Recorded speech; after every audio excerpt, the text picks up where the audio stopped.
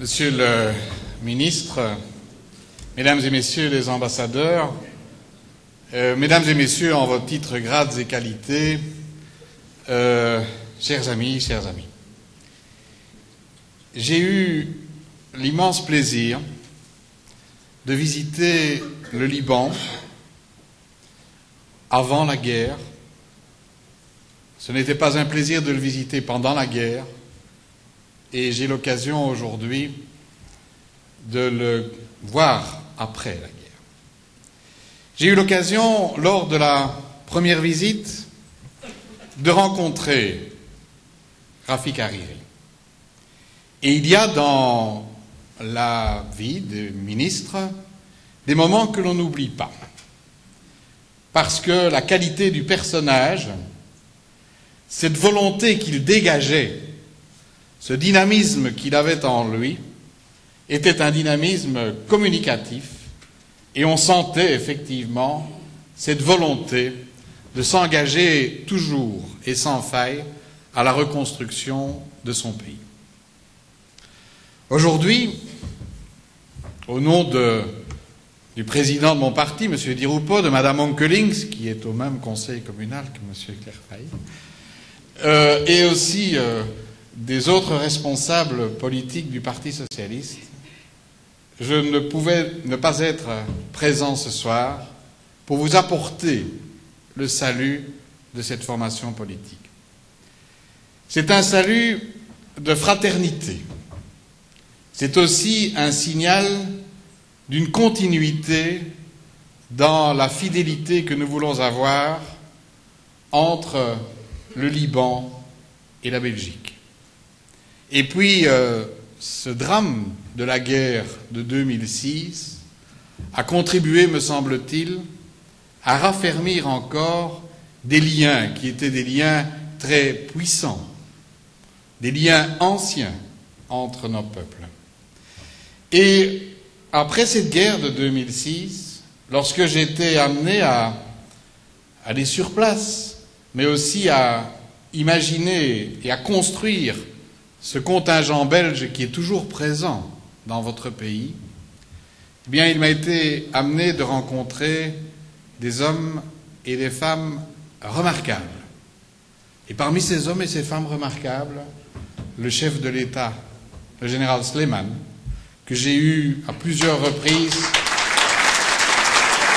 l'occasion de rencontrer aussi dans des conditions difficiles, lorsqu'il venait de mettre un terme à tous ces mouvements qui mettaient en péril la sécurité, qui se reconstruisait péniblement. J'ai eu l'occasion de le rencontrer, de discuter avec lui très franchement, très directement, dans un climat de confiance, d'amitié. Et je percevais aussi dans le chef de ce responsable, ce haut responsable de votre État, le même souhait, la même volonté, la même détermination de mener à bien la reconstruction du pays et de garantir la paix pour son peuple. Et je crois que ça, ce sont les plus beaux souvenirs que l'on peut avoir, mais ce sont aussi les meilleurs gages pour le futur du Liban.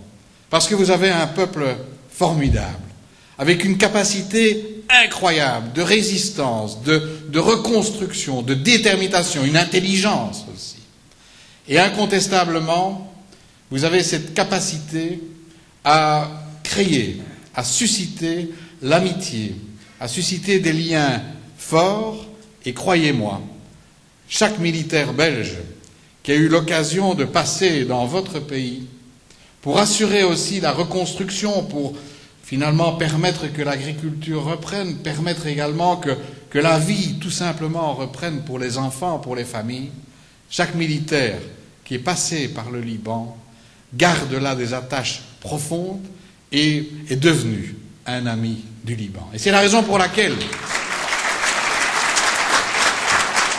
nous sommes déterminés, et à plusieurs reprises je suis déjà intervenu, pour que les militaires belges, dans le cadre de la FINUL, restent au Liban. Qu'ils restent au Liban pour la reconstruction, qu'il reste au Liban également pour assurer la sécurité avec la frégate qui est au large, qu'il reste au Liban aussi pour l'hôpital, parce que c'est un hôpital qui est non seulement utile pour les militaires du contingent, mais c'est aussi un hôpital qui a une dimension humanitaire et qui apporte aussi cette dimension indispensable, complémentaire aux missions militaires, cette dimension humanitaire utile à la population civile. Quand on rend les civils, les femmes et les enfants heureux par des actions ponctuelles et concrètes, on repousse un peu plus loin les extrémismes et on repousse la guerre. Et je crois qu'ensemble, nous pouvons nous mobiliser tous en continuant notre action là-bas, en nous mobilisant ici, en raffermissant les liens entre nous pour travailler toutes et tous à la paix, parce qu'au Liban comme ailleurs, il faut cette paix pour que les gens vivent heureux. C'est notre engagement à vos côtés et ensemble, je suis persuadé que nous réussirons parce que c'est aussi la prolongation de l'œuvre de Rafik Hariri. Je vous remercie. Merci, Monsieur le ministre.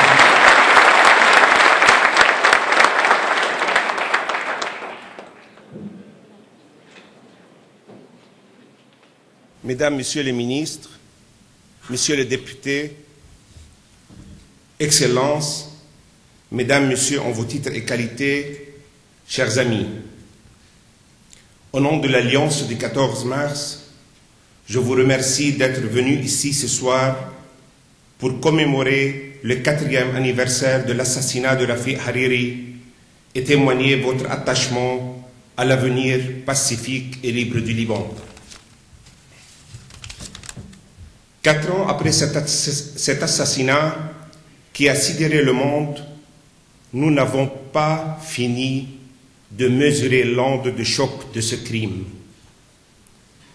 Rafik Hariri a incarné l'idée même de liberté et d'indépendance. Cet homme visionnaire, il a su placer ses exigences morales au-dessus de sa vie. Il en a payé le prix. La majorité des Libanais, non seulement lui en était reconnaissante, mais a su poursuivre son combat et dans un mouvement réellement historique pour obtenir le rétablissement de la souveraineté du pays de Cèdre. Samedi passé, les centaines de milliers de compatriotes rassemblés à Beyrouth ont une fois de plus démontré leur attachement aux valeurs défendues par la majorité démocratique qui est l'Alliance du 14 mars, mais malheureusement, cette journée d'espoir a sombré cependant par la mort d'un militant civil du Parti socialiste progressiste par des milices pro-syriens. Mesdames, Messieurs, cette année, le Liban devra affronter de nombreux défis. L'ouverture le mois prochain du tribunal spécial chargé de juger les criminels qui ont tué l'ancien Premier ministre, ainsi que l'organisation des élections et surtout, on espère, la poursuite du processus de réconciliation. Le moment de la vérité est arrivé. Un tribunal international établira les responsabilités et fera la justice.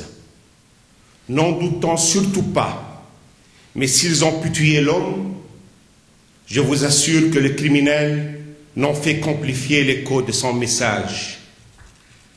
Sous le choc de cette grande épreuve, le printemps de Beyrouth a fait lever le souffle du changement.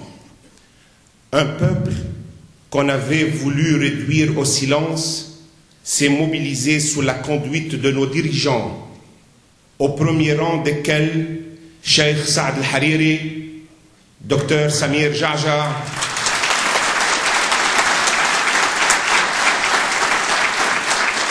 le président Cheikh Amin Jmaïl, M. Walid Jumblat et beaucoup de personnalités politiques et autres de l'Alliance du 14 mars.